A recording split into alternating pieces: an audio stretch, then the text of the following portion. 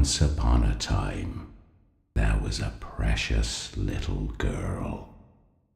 Her friend, the princess of the Red Rose, was always at her side.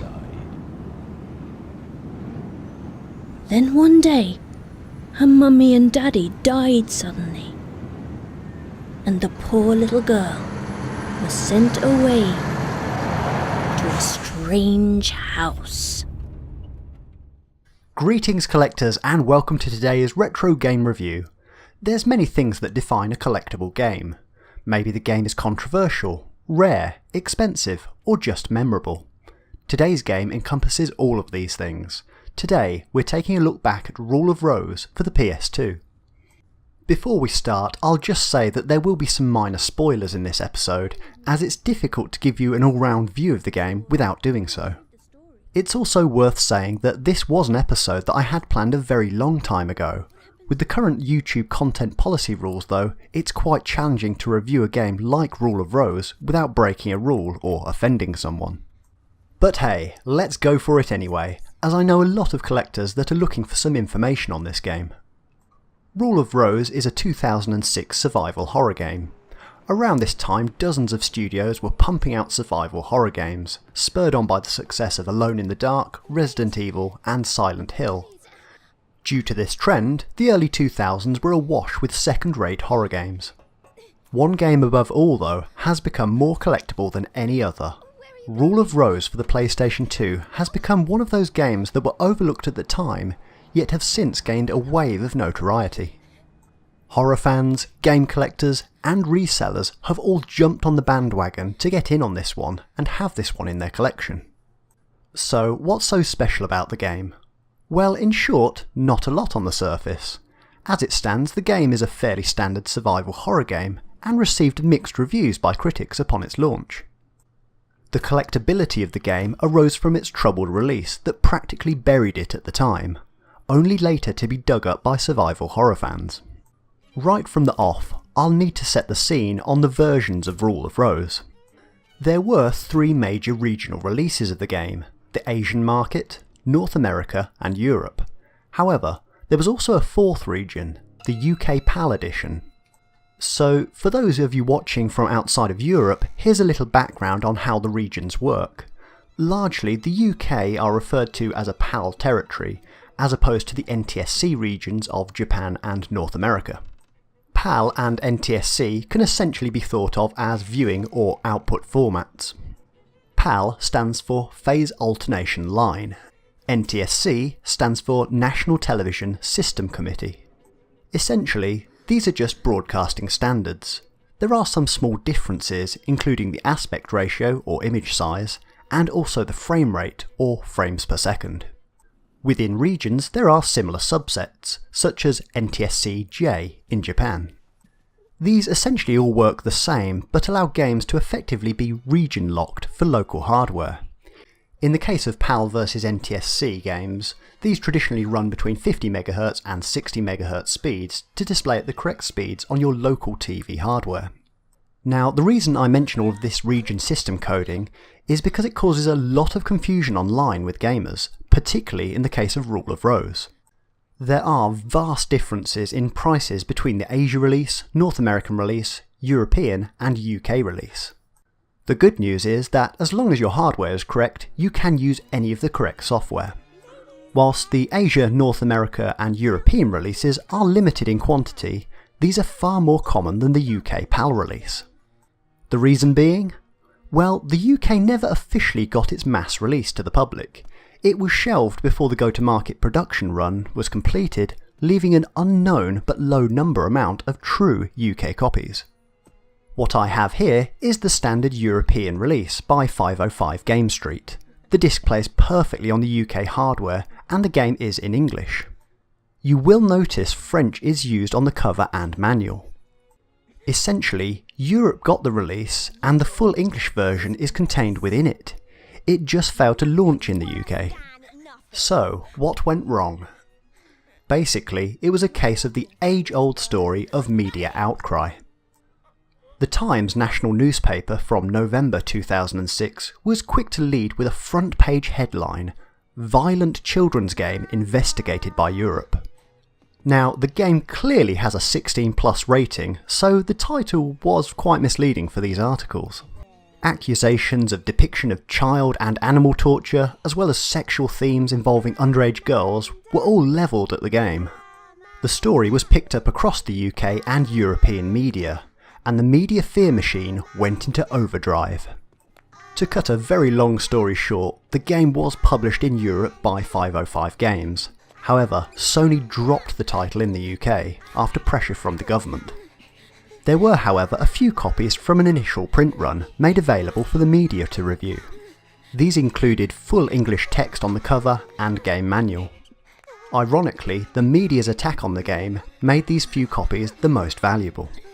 The key takeaway here is that the game was never banned in the UK. This is a myth or simply assumed by people. It was simply just a case that it was never released on the system in fear that there would be further backlash against Sony. With front-page headlines with the words torture and underage sexual themes, this would have been a difficult call to pull the title, even if the game had in some ways been misrepresented by the media. Whether Sony should have pulled this release or not is really up to you and your opinion on censorship. So, here is the European release.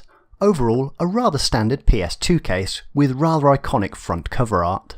The childlike drawings add both a sense of innocence, but with some reasonably dark undertones. The rear of the box shows stills from the game and a synopsis. On first appearances, you wouldn't expect this game to be controversial from the box artwork. I have to say that I think the design works really well. The game manual is well produced in French language and covers the basics of the game and the inventory system. Overall, exactly what you would expect from a release. The cover artwork aligns nicely with the US NTSC region release by Atlas. Overall though, the in-game content is exactly the same. So, what's the game actually like? The general media would have you believe that this is a game that should have been banned outright, and it's just a game of excessive violence towards children and animals. Well, this is partially correct. Set in 1930s England, our protagonist is orphaned Jennifer. She becomes trapped by a group of sinister girls called the Red Aristocrats. Along with her canine companion, she must escape the group and escape to freedom. The gameplay is perhaps best likened to Silent Hill 2. It's that classic mix of anticipation, inventory puzzles, and occasional combat. Overall, it's not as impactful as Silent Hill 2, but not a failure by any means. Graphically, the game is very sound. The cutscenes are excellent, and the in-game voices are also brilliant. The general navigation of the game will feel very familiar to most gamers. Collect items, unlock new areas, and solve puzzles to progress. The backdrop of the game is dark and sinister, the locations are reasonably depressing, and the player is really left with the feeling of a solid experience. Initially, you'll have to rescue your dog Brown from the girls. The scenes are some of the most iconic in the game. The girls hold a funeral ceremony for Brown and bury him alive. All things considered, it really is quite disturbing. After the buried alive scenes, Jennifer finds herself on a floating airship controlled by the girls. She's bound and made very aware that she is the one that will be taking the orders. Early on in the game, Jennifer finds herself having to fulfill quests for the Aristocrat Club, a group of orphan girls with a seemingly fixed hierarchy. Jennifer must appease them with different offerings to become socially accepted. This is where your dog companion comes into play. Show him the item that you're looking for and he will do his best to track down the item. It's a handy mechanic and somewhat reminiscent of the game Haunting Ground. Between stages, action is broken up by animation and accompanied by creepy narration, and altogether paints a very sad picture. There's nothing quite like a creepy British accent to bring out the horror in a situation. Here's a fun fact for you. Joe Wyatt, who plays Jennifer, also plays Tweak in the children's TV show Octonauts, and Teresa Gallagher, who voices Wendy and Joshua, plays Dashi in the Octonauts. Something to think about next time you watch TV with your kids. In the music department, the game is exceptional. The music is fully orchestrated and a real high point of the game. top marks from me on this one, and I don't think the designers could have done any more to create a sinister vibe. The game does fall down in a few areas though. The game does suffer quite a bit from its large number of walking and fetch quests. Much of your time will be spent slowly making your way around the level, looking for items to complete the puzzle. This sounds standard for the genre, however, it feels a little bit of a chore at times. The second real issue is the combat. There's something very awkward about the way Jennifer uses weapons, and it's far too easy to be overrun by the enemy. On top of this, additional health is very rare, so saving frequently is a must. Overall, I found Jennifer a likeable character, but a little timid at times. There's moments where I just wanted to go ahead and attack, but her character is positioned in such a way that she's beaten down with the world, and doesn't really have the ability to fight back. Generally speaking, the attack mechanism is deeply flawed. Jennifer's character is very weak, and the attacking motions are very slow and clunky. I'd even go as far as saying the hit detection is a little dubious in places. Overall, the combat system really needs a bit of a rework. Combat aside, the game is certainly great looking and sounding. If you're into the sound of oboes and string instruments, you're in for a real treat. So, is it as controversial as the critics claim? Well, as you might expect, the accusations are a little overcooked in my opinion, but there is some underlying truth in them. The claim of underage sexualization, well, not really in my opinion. I think that people see what they want to see in this one. There's certainly no explicit sex scenes in the game at all. There's also only very mild suggestion of anything sexual, and you have to infer that yourself as the player. To balance this accusation up, I do agree though that there are some scenes that could certainly be interpreted this way, even if it wasn't the original intention. How about the accusation of violence towards children? Again, not really. There's certainly scenes of implied menace, but again, no explicit torture of children. In fact, it's the children themselves that for the most part are the aggressors towards Jennifer. There are scenes of Jennifer being bullied by the children that are certainly very powerful. For this reason, I can imagine that these scenes would really hit home for some viewers. They have impact, and there's certainly a sense of power and threatening behaviour towards Jennifer. Without sounding too sensitive, you will genuinely feel sorry for Jennifer in the scenes where she's being berated by the Red Aristocrats. The game does a really good job of making you feel like the outsider. How about the notion of violence against women and animals? Well, I think that this one has to stand. There are clear scenes of Jennifer being humiliated and buried alive. It's quite a powerful scene, and I can see why complaints were raised. The game carries a mature certificate in the US and a 16+ in Europe though, so I'm still not 100% certain why this was an issue. As for the violence against animals, well yes, this has to stand too. There are scenes of Jennifer's companion in distress at the hands of the girls, and the scenes are definitely uncomfortable to watch if you're an animal lover like myself. Of all the accusations thrown at Rule of Rose, it's definitely the violence towards Jennifer's dog that gamers seem to find most distressing.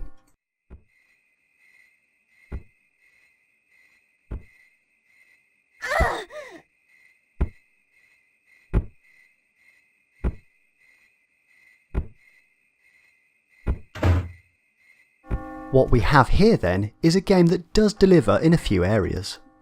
The gameplay is at least average as a survival horror, not broken but could have been made more interesting by removing the long walking sections. Taking into account the combination of the mature themes we've spoken about already, Rule of Rose does deliver a unique experience in terms of a survival horror. Most of the cast are young girls, and here's where the focus of criticism really revolved around. The issue is that if we see Jill Valentine stab a zombie to death, it's all fair game.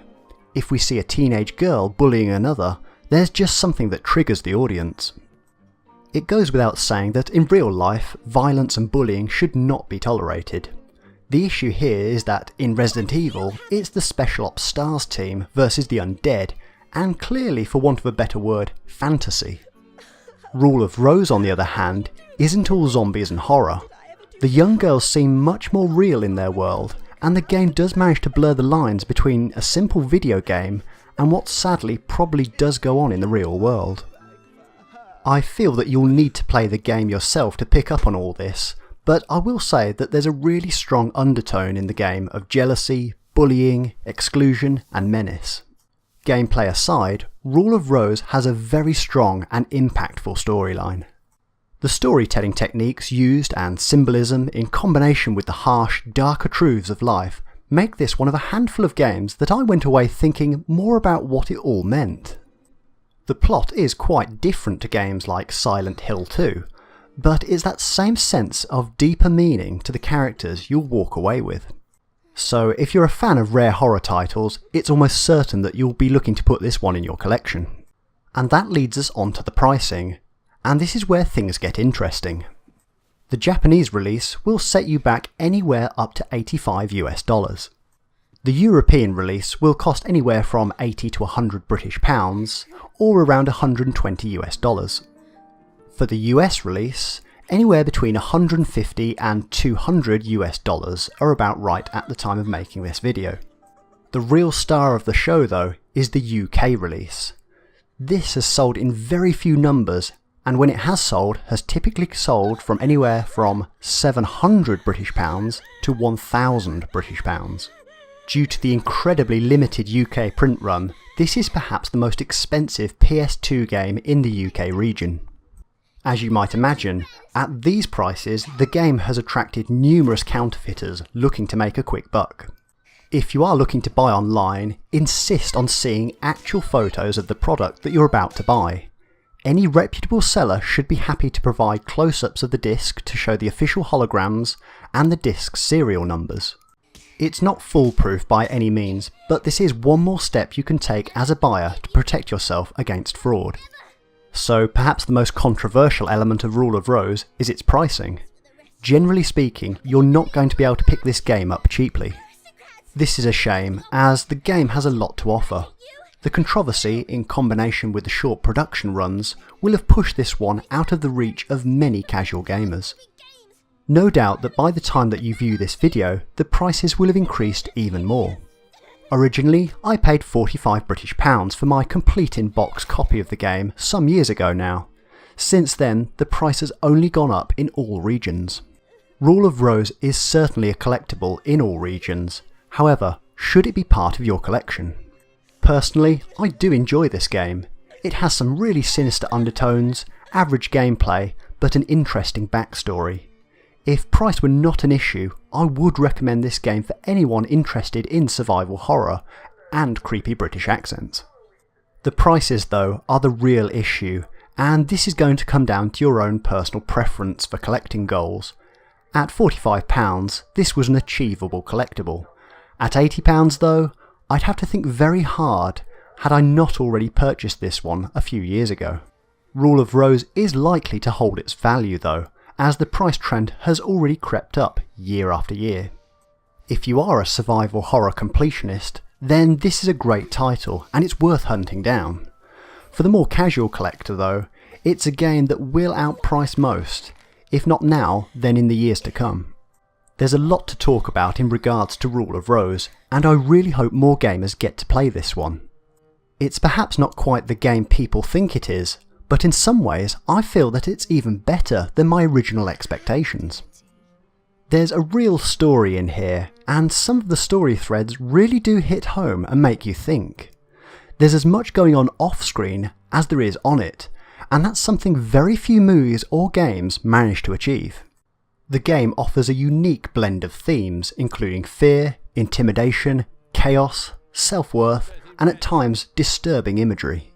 It's not always obvious where the story is taking you, and some of the metaphors are open for personal interpretation. I can honestly say that I've not seen any other game pull this off quite as well as Rule of Rose does.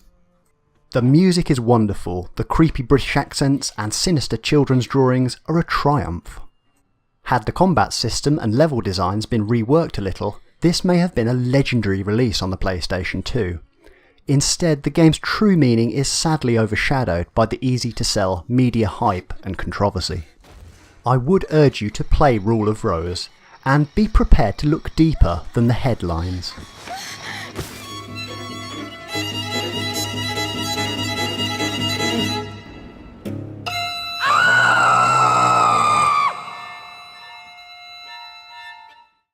Hello again, I hope you enjoyed today's show and thank you for the view. Remember, you can always comment, like, subscribe and find us on the social media sites below. Happy collecting!